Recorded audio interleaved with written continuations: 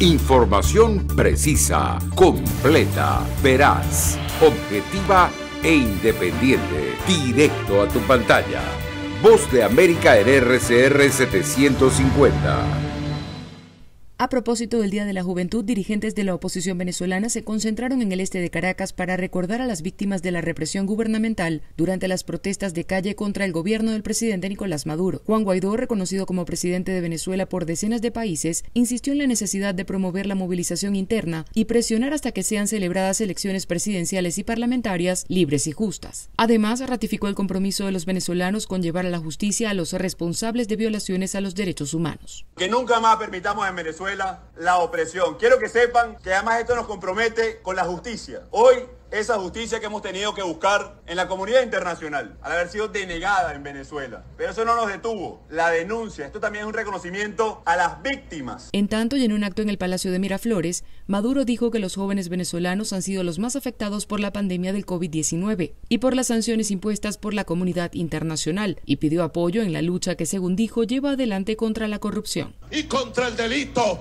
contra el burocratismo. Vengo a pedir la ayuda a la juventud. Cuando se corrompe, oye muchachos, escúchenme bien, cuando se corrompe y se pudre alguien que uno ha conocido y que le ha dado toda la confianza, uno siente un dolor aquí en el corazón. Recientemente las autoridades iniciaron una operación en la que varios funcionarios del partido de gobierno fueron detenidos por delitos de narcotráfico y contrabando de combustible, y que, según expertos, pretende limpiar la imagen del gobierno ante la comunidad internacional. Carolina Alcalde, Voz de América, Caracas. El general de brigada en retiro y preso político del gobierno del presidente Daniel Ortega desde junio de 2021, Hugo Torres Jiménez, falleció a los 73 años de edad tras más de 2 meses en los que el gobierno mantuvo su paradero físico y su condición de salud en el más absoluto secreto. En 1974, el exguerrillero arriesgó su vida en un operativo para liberar a un grupo de presos políticos de la dictadura somocista, entre ellos Daniel Ortega, y fue detenido durante el día más feroz de la cacería política contra la oposición nicaragüense, que sumó 4 nuevos presos de conciencia en la jornada del 13 de junio de 2021. Previo a su detención, Torres dejó grabado un video y estas fueron sus últimas declaraciones públicas. Tengo 73 años de edad. Nunca pensé que en esta etapa de mi vida iba a estar luchando de forma cívica y pacífica contra una nueva dictadura.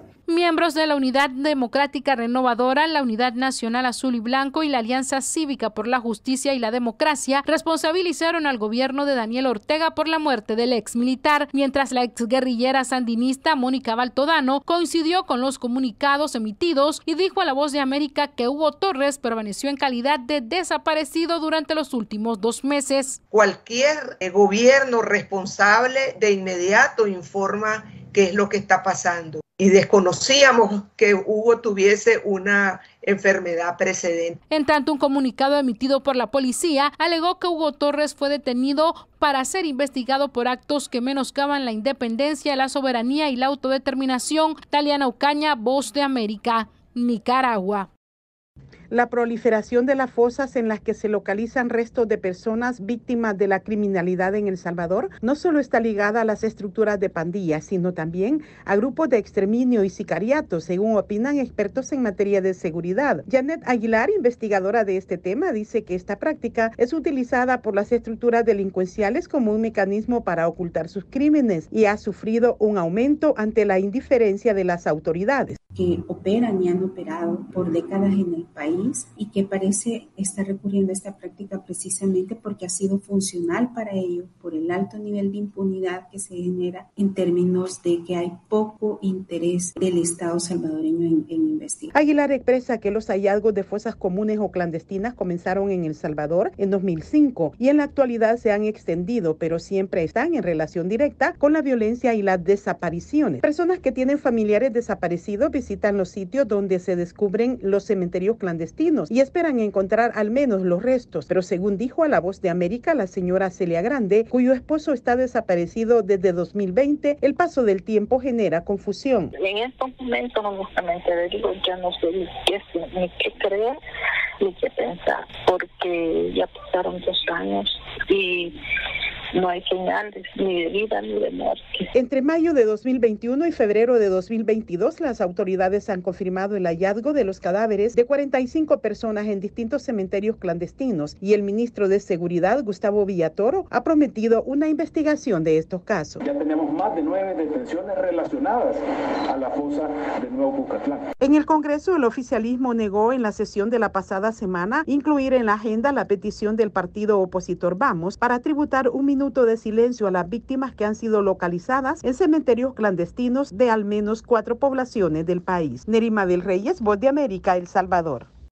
La pobreza, la crisis económica, la falta de empleo y los permanentes fracasos en la política de seguridad han puesto los índices delictivos al tope, sobre todo en las grandes ciudades. El ministro de Seguridad de la provincia de Buenos Aires, Sergio Berni, dijo que el gran problema es la falta de justicia. Que el que robó no salga en 24 horas y mate, porque esto se soluciona con justicia. Los países que menos problemas de seguridad tienen no son los que más policías tienen, son los que mejor servicio de justicia ejecutan. Mientras, ya hay vecinos que decidieron armar patrullas y combatir a los criminales, señala Lucrecia Juárez en la ciudad de Tucumán. Obviamente no le disparamos porque no somos asesinos ni delincuentes, somos ciudadanos nada más que queremos vivir tranquilos. Lo que hacemos es se avisa en el grupo que tenemos de WhatsApp de seguridad, se les da una paliza, ya cuando están un poco golpeados, se llama a la comisaría que comúnmente no vienen y tenemos que llevarlos nosotros comúnmente a la comisaría. Un caso extremo vivió, por ejemplo, en la zona de Quilmes, en el sur del Gran Buenos Aires, el jubilado Jorge Ríos, que tuvo que matar a un ladrón que lo atacó dentro de su casa. Y perdí todo, mis amistades, mi barrio, mi casa, mi forma de vida. Ya superé todo, no se puede vivir así. Pero pensé que me clavaba eso en el ojo el tipo, ¿no? Para el psicólogo Gabriel Kessler, las desigualdades son claves al momento de evaluar el fenómeno de la inseguridad. ¿Cuáles son las desigualdades en relación con la seguridad que sufren los que están en las situaciones más desaventajadas? Está sobre todo ligada a la concentración de los homicidios en las zonas más pobres de las grandes ciudades argentinas. No así pasa lo mismo con los distintos delitos que están distribuidos de manera relativamente desigual. El Congreso argentino ha sido incapaz en los últimos 20 años de encontrar una legislación que pueda resolver el problema. Juan Ignacio González Prieto, Voz de América, Buenos Aires, Argentina. En Ucrania hay muchos latinos y varios de ellos observan con gran preocupación el desarrollo de una crisis que puede empujarlos a una peligrosa situación. Y entre ellos está Javier Donoso, un ecuatoriano que reside en Kiev. Llegó al país eslavo en 2008 para estudiar un posgrado de Relaciones Internacionales y Diplomacia. Ahora es testigo de cómo el país que lo acogió es protagonista de noticieros alrededor del mundo. Lamentablemente, las noticias que se escuchan, más que todo en Latinoamérica, es de que ya nos están invadiendo, y no es así. Acá la vida sigue, estamos trabajando, se sigue estudiando. A medida que la tensión entre Moscú y Kiev ha ido escalando, países como Francia y Estados Unidos han mostrado su apoyo a Ucrania. Solo el gobierno de Estados Unidos se comprometió a enviar más de 2.700 millones de dólares destinados a entrenamiento y equipamiento. Javier valora como positivo el apoyo de estas naciones, aunque afirma que a su parecer hace falta más interés. Para que sea aún más fuerte este sostén que nos puede tal vez impulsar un poco más para poder terminar con esto. Frediani Gómez nació en Colombia y reside en Kharkov, una ciudad situada a unos 30 kilómetros de la frontera con Rusia. Llegó a Ucrania por amor hace 3 años. Al igual que Javier, explica que por el momento todo sigue con normalidad. Estamos todo bien, todo está funcionando. Y aunque es consciente que el conflicto podría estallar de forma inesperada, Frediani dice: es como una olla a presión de que en cualquier momento puede explotar. Este joven colombiano tiene esperanzas de que la crisis se solucione a través de la vía diplomática. Julia Riera, Voz de América, Barcelona, España. El decreto firmado por el presidente Joe Biden está destinado a que la mitad de los $7.000 millones en activos congelados del Banco Central de Afganistán se aparten en un fondo fiduciario programado para asistencia humanitaria en el país. El resto, $3.500 millones, se retienen mientras los tribunales de Estados Unidos consideran los reclamos y de compensación financiera de las familias de las víctimas del 11 de septiembre. Los talibanes, que tenían el control de Afganistán en el momento de los ataques de 2001, se negaron a entregar a Osama Bin Laden, el autor intelectual de los ataques. Un alto funcionario de la administración le dijo a La Voz de América que un juez había ordenado que esos fondos se congelaran para que los demandantes pudieran escuchar su caso. Las medidas se producen en medio de una creciente presión en el Congreso para que el gobierno del presidente Joe Biden use las reservas afganas congeladas para abordar la grave crisis económica que enfrenta Afganistán, que sufre una aguda recesión y una crisis de liquidez. Los afganos están luchando durante el primer invierno del régimen talibán en 20 años. Baram Ai es un taxista y hace un análisis de los hechos. Esperemos que la situación mejore para la gente que ya sufre de pobreza y hambre. Si el gobierno talibán pudiera cooperar con la comunidad internacional y el mundo, tendremos un buen futuro. Si no, Dios sabe lo que sucederá, dijo. Según el Programa Mundial de Alimentos, solo el 2% de los afganos tendrán suficiente para comer este invierno, y Naciones Unidas ha hecho un llamado de emergencia por $4.400 millones en ayuda para evitar una crisis humanitaria que se avecina. Las organizaciones no gubernamentales dicen que las causas de la crisis es clara, así lo detalla David Milavan, director ejecutivo del Comité Internacional de Rescate. Afganistán es un país hambriento y no solamente un país pobre. La razón, lamento informar, que la causa inmediata de esta crisis de hambruna es la política económica internacional, que se ha adoptado desde agosto y que ha cortado los flujos financieros no solo al sector público, sino también al sector privado en Afganistán. Después de que los talibanes tomaron el control del país en agosto, Washington congeló 9.400 millones en reservas de divisas y el grupo insurgente ha sido sancionado como una organización terrorista por esta situación que ha dejado a los legisladores estadounidenses con pocas buenas opciones para ayudar al pueblo afgano sin beneficiar al gobierno talibán. El mes pasado, la administración Biden se comprometió a donar $308 millones adicionales en ayuda humanitaria para abordar la crisis. Héctor Contreras, Voz de América, Washington. En una época en la que la migración es uno de los principales temas de controversia, la agencia estadounidense que supervisa los servicios de inmigración legal en Estados Unidos está revirtiendo su declaración de misión para referirse al país como una nación de bienvenida y posibilidades. La nueva declaración presentada por el director de Servicios de Ciudadanía e Inmigración, Ur Yadoo, es simbólica, pero de alguna manera restaura el lenguaje anterior después de que la agencia eliminó una referencia en 2018 a Estados Unidos como una nación de inmigrantes. En un comunicado enviado por correo electrónico, Yadoo, cuyos padres son inmigrantes de Irak y México, dice textualmente: esta nueva declaración de misión refleja el carácter inclusivo tanto de nuestro país como de esta agencia, y añade: Estados Unidos es y seguirá siendo una nación acogedora que recibe a personas de todo el mundo que buscan la reunificación familiar, el empleo o las oportunidades profesionales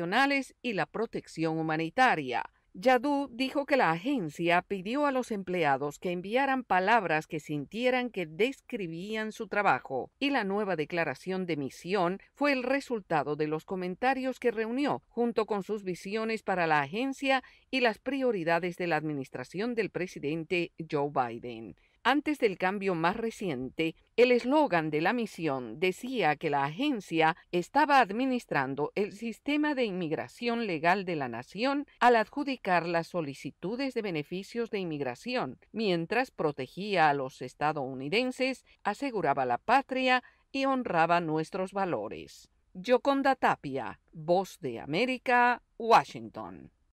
La crisis en la frontera entre Rusia y Ucrania continúa una semana más sin indicios de una desescalada, pese a los múltiples esfuerzos diplomáticos. La preocupación por una posible incursión rusa llevó al presidente Joe Biden a exhortar a los estadounidenses en territorio ucraniano a abandonar el país de forma inmediata, una medida que han imitado gobiernos en todo el mundo, incluyendo a Dinamarca, Holanda, Japón y Corea del Sur, entre otros. Paralelamente, la Casa Blanca siguiendo con la misma tendencia, ordenó a los entrenadores militares estadounidenses salir de la República exsoviética, a su vez que redujo el personal de la embajada en Kiev a mínimos esenciales. Mientras en Washington continúan defendiendo la vía diplomática para solucionar el conflicto, a la vez que se preparan para el peor de los casos, y altos funcionarios expresaron su preocupación ante las recientes maniobras militares rusas en la vecina y aliada República Soviética de Bielorrusia. El asesor de Seguridad Nacional Jake Sullivan dijo en entrevista con la cadena CNN en el programa Estado de la Unión: la forma en la que han construido sus fuerzas y la forma en la que han maniobrado las cosas hace que una gran acción militar sea una clara posibilidad muy pronto. Y continuamos preparados para seguir trabajando en la diplomacia, pero también estamos prevenidos para responder de manera unida y decisiva con nuestros aliados y socios si Rusia decide continuar. En tanto, Moscú niega cualquier intención de iniciar un conflicto armado con Ucrania, pero tampoco manifiesta indicios de una desescalada para disminuir las tensiones, más bien todo lo contrario. Y es que este fin de semana el Ministerio de Defensa de Rusia publicó un vídeo en el que podían verse decenas de buques militares y afirmó que más de 30 barcos de su flota del Mar Negro zarparon recientemente para practicar maniobras navales. Movimientos de esta naturaleza despiertan las alarmas en Occidente, donde continúan sin llegar a un acuerdo con el Kremlin, incluso luego de que el sábado el presidente Joe Biden mantuviese una llamada telefónica con su homólogo ruso Vladimir Putin, de la que poco ha trascendido, pero que no sirvió para acercar sus posturas. En tanto, desde Ucrania, donde la preocupación por una guerra crece día tras día, podrían renunciar a sus esfuerzos de unirse a la OTAN a fin de evitar un conflicto bélico con Rusia, según afirmó el portal de noticias británico BBC. Esta decisión supondría una importante concesión para el presidente ruso Vladimir Putin, quien desde un principio ha insistido en su oposición a que la Alianza Atlántica se extienda hacia Europa del Este. Ucrania no es miembro actual de la OTAN, sin embargo, en 2008 se le prometió que eventualmente tendría la oportunidad de unirse. Esta decisión llevaría a la alianza militar liderada por Estados Unidos hasta la frontera con Rusia, una realidad que desde el Kremlin quieren evitar. Judith Martín Rodríguez, Voz de América. Cuando terminen los Juegos Olímpicos de Beijing el 20 de febrero, el presidente del Comité Olímpico Internacional, Thomas Bach, por tradición, llamará a la juventud del mundo a reunirse dentro de 4 años. Pero esta vez quizá deba considerar ampliar esa invitación a los Juegos de Invierno de 2026 en Milán, en Italia, a otro grupo, los de mayor de edad. Como un ejemplo está el francés Johan Clary, quien cumplió 41 años el mes pasado y en Beijing se convirtió en el hombre de mayor edad en ganar una medalla olímpica en esquí alpino. Clary apenas superó al estadounidense Nick Baumgartner, de 40 años y que ganó su primera medalla olímpica, un oro, con su compatriota estadounidense Lindsey Jacobellis en snowboard cross por equipos mixtos. Baumgartner, un contratista de concreto de Michigan, es el snowboarder de mayor edad en ganar una medalla olímpica y dijo en una entrevista: Nunca es demasiado tarde para tomar lo que quiere de la vida y seguir sus sueños. Creo que simplemente se decepciona si renuncia demasiado pronto. No importa la edad que tenga, y nuestro éxito a nuestra edad es un ejemplo perfecto de ello. A los 36 años, Lindsey Jacobellis no es una niña. Ganó 2 medallas de oro, una con Baumgartner y la otra en snowboard cross, y con esas victorias se convirtió en la mujer estadounidense de mayor edad en ganar el oro en la historia de los Juegos de Invierno. También es la segunda mayor detrás de Baumgartner de cualquier nación en ganar una medalla olímpica en snowboard. La atleta de mayor edad de estos Juegos es la patinadora alemana de velocidad Claudia Pechstein, quien cumplirá 50 años solo 2 días después del cierre de los Juegos Olímpicos de Invierno. A la alemana le llaman abuela y no ganará una medalla en Beijing, aunque al ser 5 veces medallista de oro y ganadora de 9 en general, no le importará. John F. Burnett, Voz de América, Washington. Inmigrantes en Estados Unidos han impulsado a través de las redes sociales una protesta denominada Un Día Sin Inmigrantes, una iniciativa que está programada para hoy, lunes 14 de febrero a las 10 de la mañana, hora de Washington, frente de la Casa Blanca y también en las ciudades donde haya presencia de inmigrantes. La campaña busca crear presión política en el Congreso para que finalmente ocurra una reforma migratoria que garantice un estatus legal en el país a más de 11 millones de inmigrantes indocumentados. Por otra parte, el presidente de Estados Unidos, Joe Biden, garantizó el domingo al presidente de Ucrania, Volodymyr Zelensky, el compromiso de Washington con la soberanía y la integridad territorial de Ucrania. Incluso cuando Estados Unidos dice que la amenaza de una invasión rusa de Ucrania se perfila como una posibilidad clara en los próximos días. Biden habló por teléfono con el líder ucraniano desde Camp David, una de las residencias presidenciales a las afueras de Washington, donde el líder estadounidense pasó el fin de semana. Esta semana, pues, funcionarios occidentales expresaron mayores temores de que el presidente ruso Vladimir Putin pueda atacar a la otrora República Soviética en los próximos días, posiblemente para el miércoles. Mientras el mandatario estadounidense había conversado el sábado con su homólogo ruso Vladimir Putin, a quien, entre otras cosas, le advirtió que Washington contempla otros escenarios al margen de la vía diplomática en caso de que Moscú prosiga con su invasión de Ucrania. Así lo informaron fuentes oficiales. Desde Washington, Sofía Pisani, Voz de América.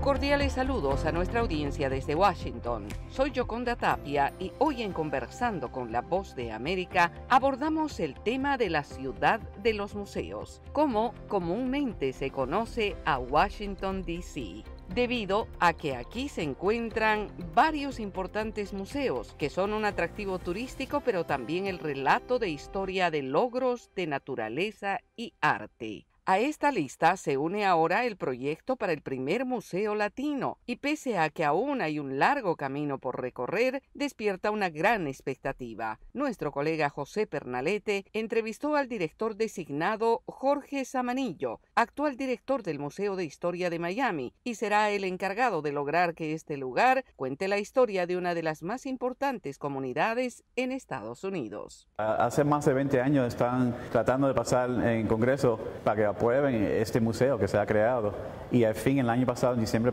hace un año y medio ya casi, lo aprobaron y ahora empezaron a seleccionar un sitio donde va a ser construido, pero una de las primeras cosas que tuvieron que hacer es encontrar un director, el director fundador de este museo, y me han elegido a mí y ahora en mayo empiezo ese cargo. Para mí es un honor ser seleccionado, pero también estoy entusiasmado para la comunidad latina, porque este es el chance de la primera vez que va a tener un museo a nivel nacional que va a capturar toda la historia de nosotros. Por eso estoy más entusiasmado. ¿Cómo se visualiza este museo? ¿De qué manera? ¿Qué se plantea? Porque es una gran responsabilidad. Sí, la primera cosa para todo el mundo es que tenemos que hacer investigaciones con muchas comunidades por todos los Estados Unidos, que son las comunidades latinas, para averiguar cuáles son las historias, qué es lo que queremos contar en este museo, porque es venezolano, cubano, argentino, mexicano, puertorriqueño, todos somos latinos, pero todos son diferentes. Pero la cultura, el arte, la música, son todas cosas que tenemos en común, ¿no? Y eso es lo que queremos coleccionar, entrevistar a la gente y estar seguro que cuando visiten el museo, que se vean ellos en el museo. ¿Qué nos puedes decir del museo? Entendiendo que hay todavía algunas cláusulas que se deben respetar para mantener este proyecto. Sí. Bueno, esto está en infancia, ¿no? Esto es todo nuevo. De verdad que no se ha formado nada. Lo bueno es que Smithsonian tiene un centro latino, el Latino Center, que por muchos años han hecho estas investigaciones y van a abrir una galería nueva en el Museo de Historia Americana, en Smithsonian, en el mall, que abre este verano. Y ahí, por 2 años, es la primera exhibición sobre lo que es el latino en los Estados Unidos. Y cada 2 años va a cambiar esa exhibición. Y eso, en 10 años, 12 años, al fin es cuando va a abrir el museo nuevo, porque se va a demorar bastantes años. Tú, entendiendo tu estudio como curador, arqueólogo, experto en la representación artística para entender la cultura y el legado, ¿por dónde empezaría un museo? Bueno, seleccionar el sitio es lo más importante. Cómo va a lucir el edificio, los arquitectos, los ingenieros, los diseñadores, que te ayudan a decidir cómo luce y qué tamaño es el edificio, cuánto se puede poner ahí, cuánto se puede exhibir, cuántas exhibiciones van a haber. Todo eso son las primeras cosas que se deciden. Y entonces es los fondos, ¿no? ¿Cómo se va a recorrer los fondos para pagar este edificio? Y se piensa que es 600 hasta 700 millones. Y esto debe venir de aportes de organizaciones privadas, entes privados. ¿Cómo va a ser esto? Bueno, mitad del dinero es por el Congreso, por el gobierno federal, y la otra mitad es por la comunidad privada y todas las personas que quieren ayudar y contribuir. Cuando hablamos de años, ¿cuánto tiempo estamos?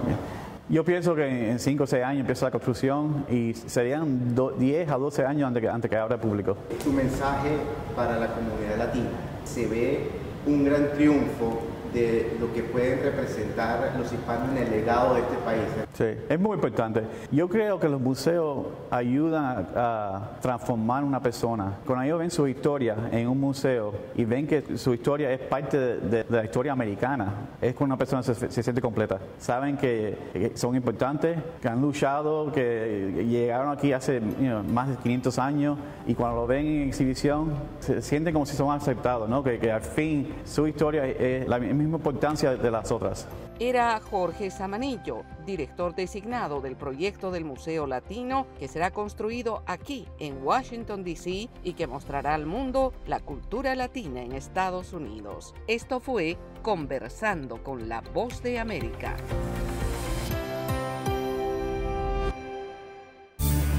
Radio Caracas Radio presentó Voz de América.